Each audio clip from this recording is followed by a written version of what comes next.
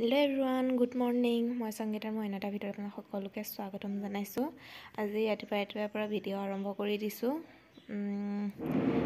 ৰাতিপুৱা এতিয়া মই বনাব লৈছো ডিম দি আৰু আটা মিক্স কৰি পেলাই মানে ৰুটি বনাম বুলি এয়া মই ডিম এটা ভাঙিলো তাত মই নিমখ হালধি অকমান তাৰপিছত বাকি মছলা যি খাই আৰু মছলা হেয়া অকন দিছো দি পেলাই এখিনি এতিয়া মই ভালকে ফেটি লম আৰু এই ৰেচিপিটো মই শিকিছিলো সুকন্যা শইকীয়া বাৰ পৰা মানে একেবাৰে ইজি হয় মোৰ ভাল লাগিলে হেকানে মই ট্ৰাই কৰি চালো ভাল লাগিলে বা আগতো মই বনাই খাইছো কিন্তু আজি আকৌ বনাইছো ভাবিলো আপোনালোকক দেখাও বুলি এয়া মই ডিমখিনি ভালকে ফেটি ললো তাৰপিছত এতিয়া মই ইয়াত পিয়াজ দি দিছো এ আপোনালোকে যি সবজি খাই আৰু দিব পাৰে পিয়াজ দি দিছো মই আপোনালোকে গাজৰ বিলাহী যি খাই আৰু দিব পাৰে সবজি তেনেকুৱা তবা এতিয়া মই অকমান ৰিফাইন অইল দি দিছো তাৰপিছত এখিনি মই ভালদৰে ফেটি লম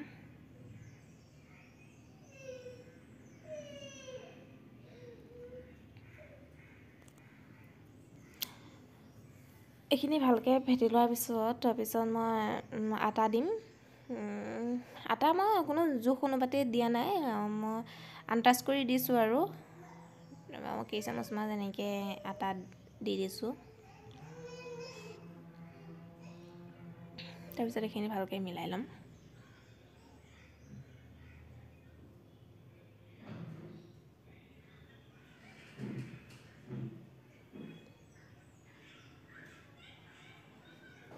দেখিছেনে ইয়াত মই অকমান পানী ব্যৱহাৰ কৰিম আপোনালোকে ইচ্ছা কৰিলে গাখীৰ ব্যৱহাৰ কৰিব পাৰে মই পানীকে ব্যৱহাৰ কৰিছো পানী দিম আৰু মই এখিনি বেটাৰখিনি ইমানো পাতলাও নকৰো ইমান ডাঠো নকৰো একদম জোখত ৰাখিম আৰু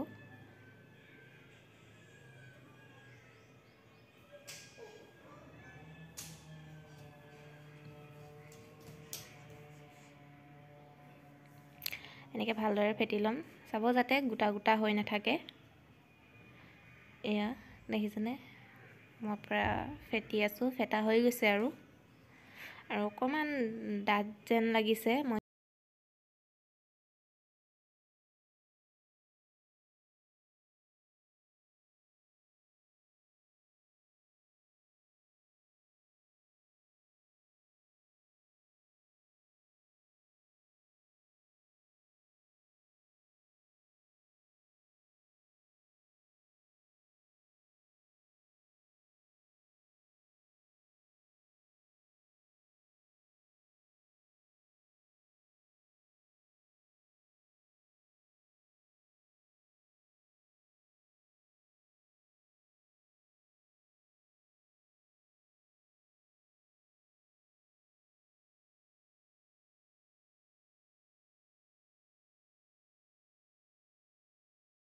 মোৰ এখিনি ফেটা হৈ গল দেখিছে ইমান ডাঠো কৰা নাই আৰু ইমান পাতলাও কৰা নাই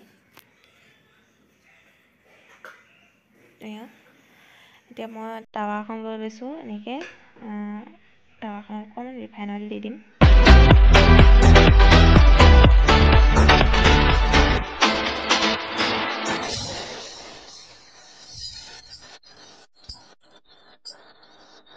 তেলখিনি এনেকৈ মিলাই লৈছো নহলে একে ঠাইতে এনেকে গুট খাই থাকে মানে কাৰণ তেলখিনি ধুনীয়াকৈ এনেকে মিলাই লৈছো তাৰপিছত মই বেটাৰখিনি দিম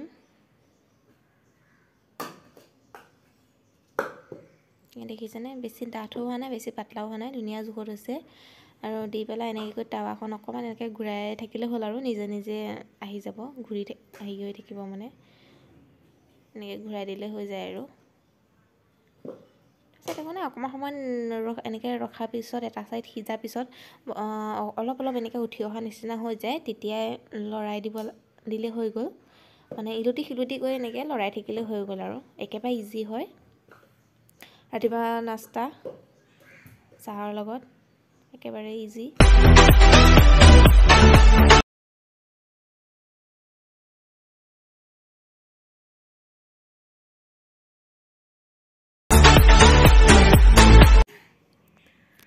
আৰু এখন মোৰ হৈ গ'ল বনাই। মই আৰু এখন বনাই দেখাইছোঁ বাৰু।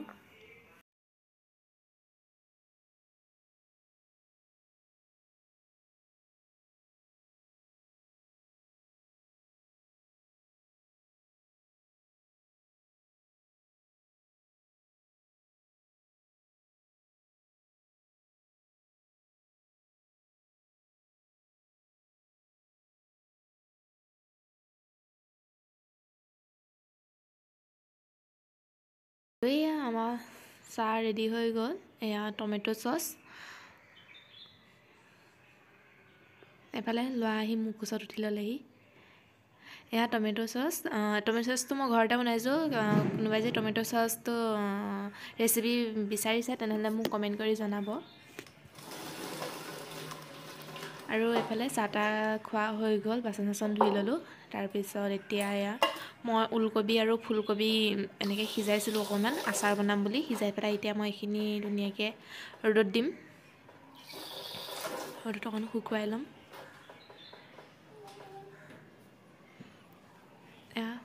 ভাবিছে নহয় চাগে ন মই ৱাল পাৰ হৈ বুলিব ক'লৈ গৈছোঁ। ক'তো যোৱা নাই বাৰু। মই এই যোনখিনি ওলকবি আৰু ফুলকবি সিজাইছিলোঁ সেইখিনি মই ধুনীয়াকৈ ৰ'দত দিম এতিয়া। যিহেতু ৰ'দ নপৰে ইমানকৈ, সেইকাৰণে বেলকনি এনেকৈ ছাইডত দি দিম আৰু।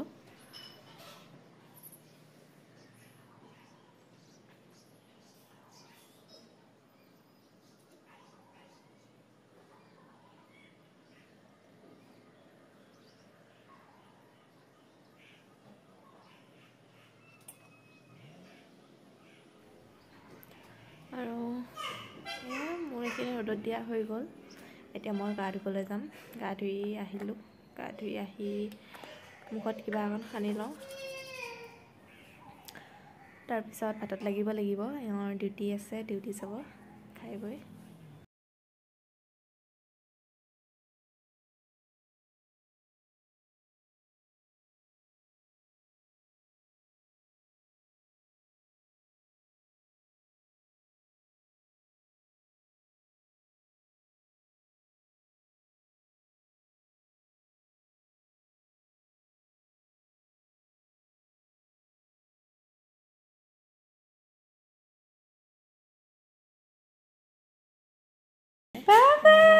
আনি পেলাই ইয়াত টাইম মোটা শাককেইটা লৈ আহিছে, ধুনীয়াকৈ মাছ লৈ আহিছে। মই পাপৰ বনাবলৈ এনেকৈ ডো বনাই থৈছিলোঁ। ইয়াত মগু দালি আৰু বগা মাটিমাহ দালি এনেকৈ পাউদাৰ মানে মিক্সিত পিচি পেলাই এনেকৈ মই আটা নিচিনাকৈ মঠি থৈছিলোঁ। তাত মই আজৱাইন দিছোঁ, গোটা জিৰা দিছোঁ আৰু জালুক দিছোঁ। এনেকৈ দি মেলি আৰু নিমখ অকণমান দিছোঁ। দি মেলি এনেকৈ ধুনীয়াকৈ মই ৰাতিয়ে ডো বনাই থৈ দিছিলোঁ। তাৰপৰা এতিয়া ভাবিলোঁ ৰাতিপুৱা এনেকৈ এইখিনি ধুনীয়াকৈ বেলি লওঁ। গোটেই ৰাতিটোৰ কাৰণে মই এনেকৈ থৈ দিছিলোঁ। আৰু এয়া দেখিছেনে এনেকৈ কৰিব লাগিব বেলনা মাৰি দি। বেলনা মাৰি মানে পটাগুটিও কৰিব পাৰি। মোৰ হাতত যিহেতু পটাগুটি নাইকিয়া, মই সেইকাৰণে এনেকৈ বেলনা মাৰি দিয়ে কৰিছোঁ। ডোটো মানে অকণ টাইটকৈ কৰিব লাগিব।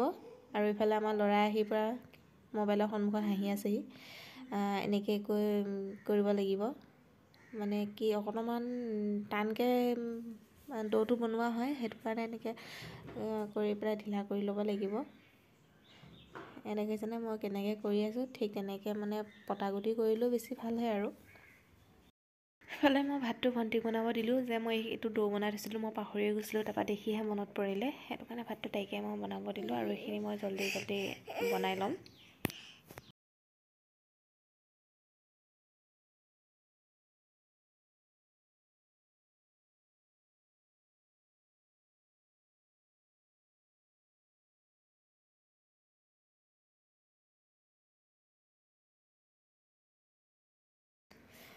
আৰু মই এনেকৈ ধুনীয়াকৈ গোল কৰি ল'লোঁ।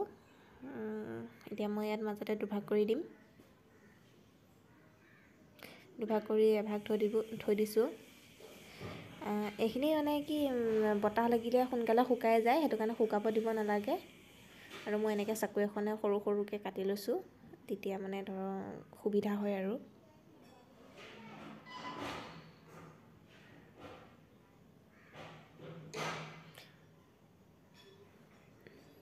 ধুনীয়াকৈ মই এইখিনি গোল কৰি লৈছোঁ সৰু সৰুকৈ আৰু এইখিনিও বাকীটো মই এনেকৈ থৈ যাম আৰু এই সৰু সৰুকৈ যোনখিনি যে গোল কৰিলোঁ সেইখিনি অকণমান ৰিফাইন তেল দি এনেকৈ গোল কৰি বাতি এটাত থৈ পেলাই তাৰপৰা এনেকৈ ঢাকি থৈ দিলে হৈ গ'ল তেতিয়া সোনকালে শুকাই নাযায় নহ'লে একদম ফটছে ওপৰ ছাইডটো পূৰা টান হৈ যায় মানে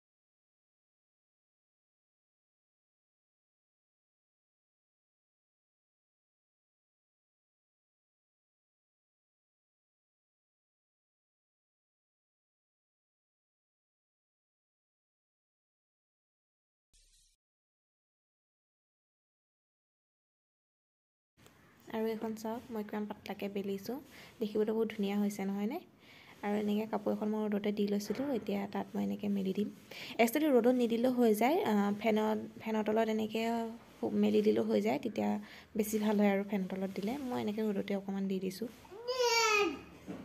মই এনেকৈ আৰু এটা বেলি ল'ম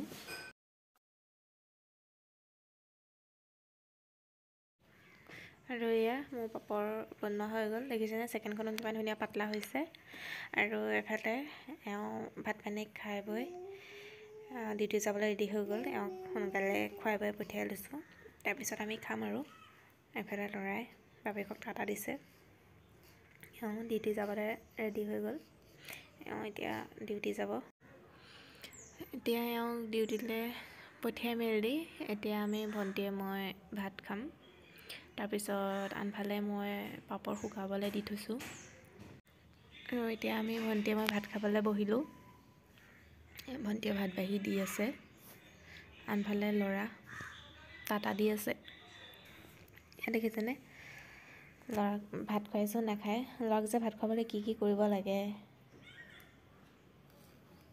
এফালে ভাত নাখায় জোৰ জবৰদস্তি অকণমান ভাতটো সন্মুখত সোমোৱাই দিলেও উলিয়াই দিয়ে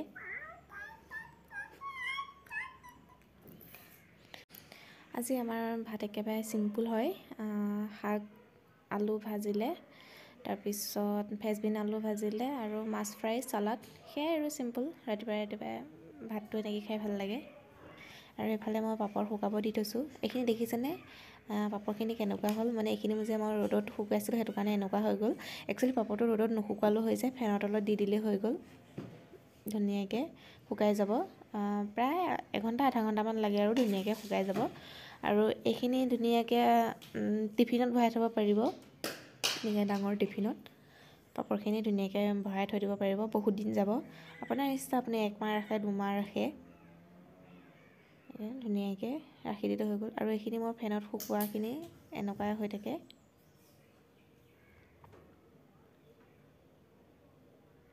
দেখিছে পাপৰখন দেখিবলৈ ধুনীয়া হৈছে, কিন্তু গোল নহ'ব পাৰে ভালকৈ একচুৱেলি গোল হোৱা নাই। একো নাই বাৰু, যিহেতু মই ঘৰত খাবলৈহে বনাইছোঁ। এনেকৈ কৰি লৰাই থাকিলে হ'ল, ইলুটি কৰি থাকিব লাগে, তেতিয়া ধুনীয়াকৈ শুকায়। আৰু এইখন মই ভাজি দেখুৱাই দিছোঁ, সেইটো কাৰণে মই তেল অকণমান দি পেলাই এনেই জাষ্ট ভাজি দেখাই দিছোঁ। আৰু তেলটো প্ৰথমতে গৰম কৰি ল'ব লাগে, তাৰপিছত পাপৰটো দিব লাগে। আৰু পাপৰটো বেছিকৈ ভাজিব নালাগে, একেবাৰে ৰঙা পৰি যায়। এই দেখিছেনে পাপৰখন? ধুনীয়া হৈছে বাৰু, খাবলৈও ধুনীয়া লাগিছে পাপৰখন।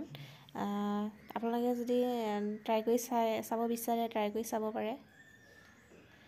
ঘৰতে একেবাৰে চিম্পুলকৈ পাপৰ বনাইছোঁ।